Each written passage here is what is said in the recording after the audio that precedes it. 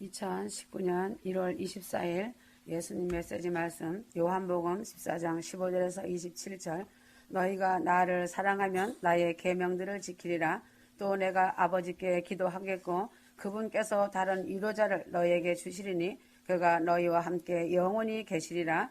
진리의 영인 그를 세상은 영접할 수 없으니 이는 세상이 그를 보지도 못하며 또한 알지도 못하기 때문이라. 그러나 너희는 그를 아나니 이는 그가 너희와 함께 거하시며 또 너희 안에 계실 것임이라. 내가 너희를 고아로 남겨두지 아니하고 너희에게 오리라. 잠시 후면 세상이 더 이상 나를 보지 못하리라. 그러나 너희는 나를 보리라. 이는 내가 살고 너희도 살겠음이라. 그날에 내가 내 아버지 안에 있고 또 너희가 내 안에 내가 너희 안에 있는 것을 너희가 알게 되리라. 24절 나를 사랑하지 않는 자는 나의 말들을 지키지 아니하느니라. 예수님이 세상에 오셨다가 부활 승천하신 후에는 성령께서 오순절에 오신으로 지금까지 주님이 공중재림하실 때까지 계시고 휴거 성도들과 함께 성령님이 올라가시는 것이다. 그러므로 성령님이 없는 7년 대환란 때에는 성령님의 도우심이 없으므로 예수를 믿기가 아주 어려운 상황에 이르게 된다. 7년 환란이 지나면 아메겟돈 전쟁이 있고 세상 끝날이 이르고 천년왕국 시대가 열린다. 그리고 천년왕국 시대가 끝나면 모든 사람들이 부활이 있고 그 후에 백보자 심판이 있은 후에 영원 천국 세계로 들어간다.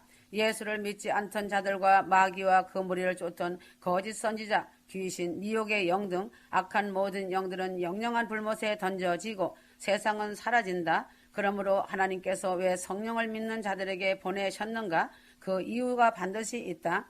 사람들이 잘못된 죄들을 깨닫고 그리스도에게 돌아오게 하기 위하여 하신 것이다. 요한복음 16장 8절에서 11절 그분이 오시면 죄에 대하여 의에 대하여 심판에 대하여 세상을 책망하시리라. 죄에 대하여라 하면 그들이 나를 믿지 않기 때문이라. 성령님은 죄에 대하여 의에 대하여 심판에 대하여 알게 하신다. 사람이 죄인인 것을 깨닫게 되는 것은 예수를 믿지만 성령께서 역사해 주셔야 내 자신이 죽을 죄인이고 죄인 중에 괴수라는 것을 알게 되고 깨닫게 되는 것이다. 의에 대하여라 함은 예수만 믿으면 죄사함을 받고 구원을 얻고 의롭게 된다는 사실을 증거하는 성령이시다. 심판에 대하여라 함은 성도들이 주님 앞에 서서 한 번은 심판을 받는 일, 즉 그리스도의 심판이나 아니면 백보자 심판 등 심판이 있음을 알게 하고 열심히 주의 일을 하게 하는 성령이시다. 성령을 받으면 내가 죄인임을 깨닫고 나 같은 죄인이 없음을 알고 죄 문제를 해결받기 위하여 철저히 회개하는 것이다. 성령을 받으면 즉 내주하시면 예수님을 가슴으로 만나게 되니 확실한 예수님이 믿어지고 십자가의 한없는 사랑과 그 은혜가 믿어지기 때문에 마음을 다해 순종과 사랑으로 믿음의 형제가 아름답게 보이고 감사가 넘침으로 사랑스러울 수가 없다. 성령 받음으로 내 자신 평생에 평안이 찾아오고 강하고 담대함이 넘치는 믿음의 사람이 된다. 그러나 성령을 안 받고 예수를 믿는 것 같이 세상에서 그렇게 힘든 일도 없을 것이다. 성령을 안 받으면 충성하기도 힘들고 순종하기는 더 힘든 것이다. 성령님은 믿는 사람들에게 새 생명을 주시기 위해 성령께서 오셨다는 사실이다. 요한복음 3장 5절 예수께서 대답하시되 진실로 진실로 내게 이르노니 사람이 물과 성령으로 나지 아니하면 하나님 나라에 들어갈 수 없느니라. 성령 받지 못하면 하나님 나라에 들어가지 못한다. 왜인가? 성령을 받지 않으면 예수가 믿어지지 않아서 머리는 예수를 믿는다고는 하지만 예수를 믿지 못한다. 성령을 받지 못하면 머리의 지식과 생각으로 가득 채워지기 때문에 겉사람이 노력을 하여도 예수가 믿어지지 않게 되고 오직 바리새인 서기관들처럼 종교적인 틀에 묶여서 교회 생활은 할 수 있지만 진짜 믿음을 갖지 못하는 가라지 인생으로 자신의 생을 마친다. 예수께서 나 자신의 죄를 담당하시고 죽으시고 살으셨다는 사실을 지식으로는 알고 있고 말하기는 하지만 마음과 심령은 뜨겁게 감격이 오지 않는 것이다. 그러니 교회 마당들만 열심히 밟고 다니며 믿는다고는 하지만 천국에 들어갈 수는 없다는 것이다. 그러므로 이러한 사람들은 자기의 환경의 변화와 자기의 유익의 만족과 자기의 생각에 맞지 않으면 얼마든지 교회를 떠나고 예수를 배반하게 된다. 그러나 이런 사람들도 천국 갈 것이라고 자신 있게 말한다. 그날에 주님께서 나는 너를 모른다고 하신다는 것을 전혀 생각지 않는 비참한 자들이다. 그러므로 성령님은 그리스도에게 속한 성도들을 구별짓기 위해 일을 하신다. 에베소서 1장 13절 그 안에서 너희도 진리의 말씀 곧 너희의 구원의 복음을 듣고 그 안에서 또한 믿어 약속의 성령으로 인치심을 받았으니 이는 우리의 기업의 보증이 되사 그 얻으신 것을 구속하시고 그의 영광을 찬미하게 하려 하심이라. 예수를 믿은 후에는 약속의 성령으로 인치심을 받아야 한다. 성령의 인침을 받지 못한 사람은 가짜 그리스도인이다. 에스겔서 9장 4절 이르시되 너는 예루살렘 성읍 중에 순행하여 그 가운데서 행하는 모든 가증한 일로 인하여 탄식하며 우는 자의 이마에 표하라 하시고 성령님은 자신의 죄를 깨닫고 통회하는 사람에게 인치신다. 고린도후서 1장 21절에서 22절 성령 받은 증거로 인쳐주신다. 성령 받지 못한 자는 아직 인침을 받지 못한 사람이다. 새 생명을 보증으로 받지 못한 신자이다. 성령님은 믿음을 가르치고 하나님의 말씀을 상기시키고 증거하시려 일을 행하신다. 요한복음 14장 26절 성령의 역사로 오늘날 마지막 시대는 하나님의 영광이 많이 나타나고 있다. 공중재림 주님 오심의 때 휴거로 깨어있는 성도들이 전 세계적으로 귀를 열고 눈을 열어 깨어나서 천국을 소망하고 오직 주님 사랑에 목말라 하며 인내의 믿음을 지키고 준비하고 있는 때이다. 지금 성령께서 휴거 성도들을 통하여서 하나님께 영광 돌리는 일을 하시기 때문이다. 성령께서는 죄를 회개케 도와주시고 성령으로 거듭나게 하시고 기름 등불 준비시키시며 인내케 하시어 데려가실 주님을 사랑하며 순종하게 하시고 삶이 기도가 되고 예배자의 삶이 되어 정결하고 거룩한 신부들이 되도록 천사를 보내주시고 성령께서 옳은 행실의 세마포를 입을 수 있도록 도우시고 보호하시며 지켜주시고 준비시키신다. 알곡을 모으시고 가라지 쭉정이는 걸러내시는 키질을 하시고 계신다. 주님께서 키질을 하시면 알곡은 안으로 모여들고 가라지 쭉정이는 키 밖으로 날려 나간다. 이제는 알곡된 성도는 영광의 날에 천국으로 소환되어 지구를 대탈출하여 공중에서 주님을 배울 것이지만 준비하지 못한 사람들은 애국하는 날이 되며 기쁨과 슬픔의 희비가 깔릴 것이다. 성도에게 능력을 주시기 위하여 오시었다. 사도행전 1장 8절 성령을 받으면 권능을 받고 하나님의 복음의 일꾼으로 능력 있게 일하게 된다. 누가복음 24장 49절 볼지어다 내가 내 아버지 약속하신 것을 너희에게 보내리니 너희는 위로부터 능력을 입혀올 때까지 이 성에 유하라 하시니라. 성령을 받으면 능력을 입혀주시기 때문에 마귀가 꼼짝하지 못하고 믿는 자의 표적이 나타나는 능력이 있고 내적 증거가 외적 증거로 나타나기도 하며 성령의 열매가 맺힌다. 성령은 믿는 자에게 영적 은사를 주시기 위하여 오셨다. 고린도전서 12장 4절에서 11절 에베소서 4장 7절에서 14절 은사를 받으면 신앙에 큰 힘이 되고 담대해진다. 믿음의 열매를 많이 맺으면서 하나님께 크게 영광을 돌리게 되고 주의 일을 열심히 하게 된다. 성령님은 성도에게 계시를 주시기 위하여 오시었다. 요엘서 2장 28절에서 29절 요한복음 16장 13절 계시는 성령의 감동의 역사가 이루어질 때에 나타난다. 모든 성경도 역시 성령의 감동을 받은 사람들이 기록한 것과 같이 오늘날에도 레마의 말씀으로 성령의 감동으로 믿음의 사람에게 계시를 주신다. 영적인 훈련이 잘 되고 기도를 많이 한 사람들은 이러한 성령의 계시를 정확하게 잘 알게 되는 것이다. 이상의 8가지의 목적으로 성령께서 이 세상에 오신 것이다. 성령을 받고 인침을 받기 위하여서는 마음과 뜻을 다해야 한다. 성령을 받고 인침을 받기 위해 알아야 할 필수 과목이 있다. 첫째는 예수를 잘 믿으면 성령을 받게 되므로 마음을 찢고 회개를 하여야 한다. 회개는 그 죄들에서 돌이키는 것이다. 아사셀 양에게 내 자신의 죄들을 고백하며 또 넘겨드리면 된다. 그리하면 아사셀 양이 되신 주님은 사단 마귀에게 그 죄들을 떠넘겨 주시고 너는 죄 없는 의로운 자라고 하시는 것이다. 그리고 성령을 부어 달라고 하나님께 구해야 한다. 성령님은 깨끗이 보혈의 피로 씻겨진 성전에 임하신다. 성도의 마음에 성전이 항상 회개하여 깨끗해진 곳에 성령이 임재해 계신다. 하나님께 순종해야 한다. 작은 것부터 순종하는 자가 큰일에도 순종한다. 하나님의 말씀을 듣고 읽으며 기도하는 자에게 성령이 임하신다. 진리의 말씀만이 자신의 속사람을 아름답게 단장할 수 있고 말씀이 생명이 되어 생수가 넘침으로 강하고 담대한 믿음이 되어 변치 않는 휴거 성도로서 자신의 자리를 지키며 영생복락의 축복을 받을 수 있다. 말씀을 많이 읽고 들으면 믿음과 기도가 자신도 모르는 사이에 자라나서 시냇가에 심기운 나무가 되어 목마르지 않으므로 열매가 풍성하게 맺힌다는 사실이다. 시냇가에 심겨진 나무에 열매가 맺혀서 많은 사람들의 영혼들이 깃들일 수 있는 것이다. 성령의 사람은 금방 알아볼 수 있다. 얼굴에 빛이 나며 빛이 그 얼굴에서 항상 흐른다. 위에서 주시는 복으로 인하여 풍성하게 삶을 살게 되니 항상 감사와 기쁨이 넘치고 있다. 휴거 성도들은 성령 받고 인침받아 성령님이 내주해 주시는 삶 속에서 주님과 교통하며 교제하며 친밀한 사랑을 누리며 영광의 그날을 깨어 있어 기다려야 한다. 깨어서 준비하고 기도하는 휴거 성도들이 되어 갑절의 성령 충만을 받고서 엘리야처럼 엘리사처럼 성령 충만으로 갑절의 은혜 충만 안에 거하길 바란다. 열왕기하 2장 1절에서 25절 9절에서 14절 그들이 건넌 후 엘리야가 엘리사에게 말하기를 나를 너로부터 취하시기 전에 내가 내게 해줄 것을 구하라 하니 엘리사가 말하기를 내가 청하오니 당신 영의 2배의 분량이 내게 있게 하소서 하는지라.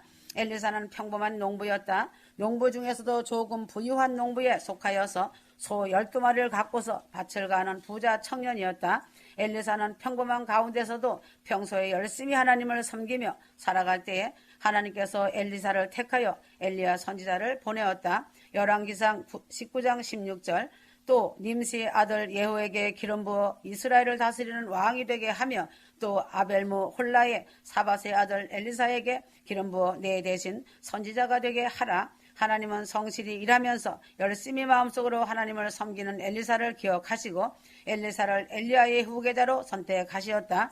엘리야가 엘리사에게 와서 겉옷을 던져줄 때에 모든 것을 다 버리고 엘리야를 따라 나섰다. 엘리사 선지자는 포기한 것이 많이 있다. 자기의 재산과 재물을 포기하였다. 사랑하는 가족들도 포기하고 농기구와 가축, 농토와 자기의 소유를 포기하고 미련 없이 주님을 따른 선지자이다. 주님을 위하여 내 것을 포기한 것이 없으면 주님의 쓰임을 크게 받지 못한다. 포기한 것이 없이 성령 충만을 절대로 받을 수 없다. 주님의 일을 위하여 내 자신과 가족과 물질을 포기할 때 하나님은 그 사람을 들어서 귀하게 쓰시는 것이다. 예로 말하지만 세상에서의 이야기지만 술 취한 이제 예로 말해주시는 거예요. 예로 말하지만 세상에서의 이야기지만 술 취한 세 사람이 한강을 건너려고 나룻배를 탔지만 사공이 이미 집에 들어가고 없어서 자기들이 나룻배를 저어서 한강을 건너려고 작정하고 캄캄한 밤에 술 취한 세 사람이 노를 저어서 강을 건너가고 있었다. 세 사람이 아무리 노를 저어도 배가 강 언덕에 안 이르고 있어서 계속 노를 저었다. 술이 깨고 날이 샌 다음에 이상하여 자세히 관찰하여 보니 닷줄을 풀지 않고 그대로 메어 놓고서 배를 저었던 것이다. 그러므로 세상줄을 끊고 주의 일을 하러 나설 때에 능력이 임하고 성령 충만도 이르고 하나님의 귀 쓰임을 받는 사람이 되는 것이다. 엘리사처럼 즉시 주님의 부름에 모든 것을 버리고 따를 때에 능력의 종이 되는 것이다. 휴거 신부가 되는 것이다. 포기함이 없으면 능력과 성령 충만의 역사는 나타나지 않는다. 그래서 끝까지 따라가면서 도중에 모든 유혹을 물리쳐야 한다. 2절 엘리야가 엘리사에게 이르되 청컨대 너는 여기 머물라 여호와께서 나를 베델로 보내시느니라. 엘리사가 가로되 여호와의 사신과 당신의 혼의 삶을 가리켜 맹세하노니 내가 당신을 떠나지 아니하겠나이다. 이에 두 사람이 베델로 내려가니 엘리사는 길갈에 머물러 있으라는 말을 할 때에 함께 따라가겠다고 하면서 모든 유혹을 물리치고 따라갔다. 길갈은 이스라엘 백성이 요단강을 건넌 후에 최초로 요단강 동편에 진을 쳤던 곳으로 양식도 풍족하고 기름진 곳이고 선지 학교가 있는 곳이다. 엘리야가 엘리사에게 너는 성령 충만을 바라지 말고 여기 길갈에서 부유하게 편하게 잘 살면서 제자나 양성하면서 편히 살라는 말로 길갈에 머물라고 한 것이다. 많은 사람들이 성령 충만을 구하다가 길갈에 머물러 안주하고 있는 사람들이 많이 있다. 유명하다는 목회자들이 처음에는 아골골짜기까지 복음을 들고 가겠다고 하고서는 안정된 목회지를 찾아 나서고 신학교를 설립하고 제자를 양성하고 자기는 편하게 길갈에서 살고 있는 사람들이 많다는 것이다. 길갈에 머물지 말고 계속하여 주님을 따라가야 한다. 그 다음에는 엘리야가 베델로 갔다. 4절 베델은 야곱이 하늘문이 열리고 신령한 사다리가 내려오고 천사가 오르락 내리락 하는 신비로운 체험이 있던 곳이다.